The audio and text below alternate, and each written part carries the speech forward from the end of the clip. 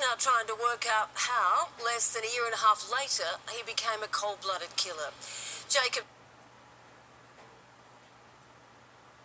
Chico is live at Chinchilla, near to where the ambush happened. Jacob, what do we know about this man and his accomplices? Sandra, we know Nathaniel Train, the school principal, was the subject of that missing persons check at the request of New South Wales Police at that property in Williambilla in Queensland's Western Downs. And tonight we can confirm that property was that of his brothers, Gareth Train, who was there with his wife. And when police were walking down that driveway for what should have been the routine check, the trio, who were all described as defenders in this incident, were armed with camouflage gear and military-grade weapons and set upon the officers, opening fire, leaving them with virtually no chance. This tight-knit community tonight is in shock, they're in mourning, and the realisation is the answers they're seeking may never actually come. But the big question they're asking here tonight is what drove a school principal and his conspiracy-crazed brother to commit such senseless violence. He put on a smile as a school principal, but will be remembered as a sinister, cold-blooded cop killer who showed no mercy.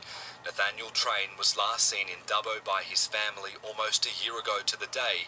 He remained in contact with them until October this year, when he suddenly went silent. Relatives then raised concerns with New South Wales Police, which led to yesterday's missing persons check and deadly shootout. "I'm in total shock," one person wrote. "I knew him when he was the principal. This really shows you how you never know anyone." Luke Mace's parents and friends were locked inside their homes when gunshots rang out.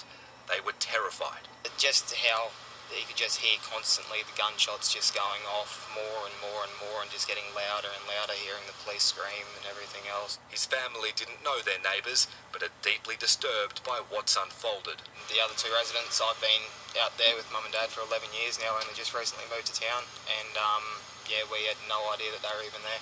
I know people were scared. It was an incident that we don't ever want to see again. It's more a community rather than a town. It's a tight-knit community, approximately 100 people in that area. They will be devastated. At the Chinchilla police station, where the flag flew at half-mast, floral tributes grew. Absolutely devastated.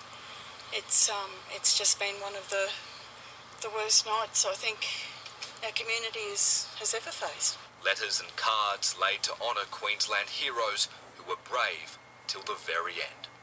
Flowers is just only a symbol, but the important is we have to pray for the victims and especially the police officers that offered their lives.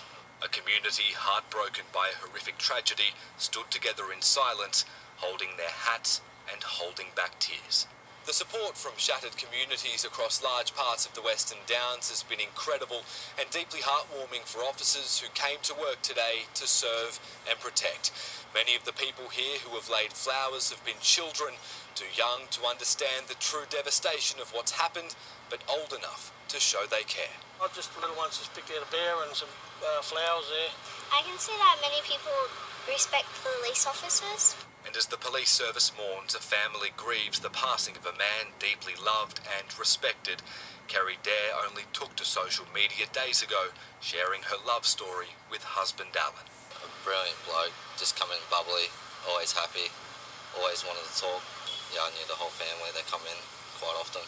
Now they're trying to comprehend the unimaginable heartache of his loss.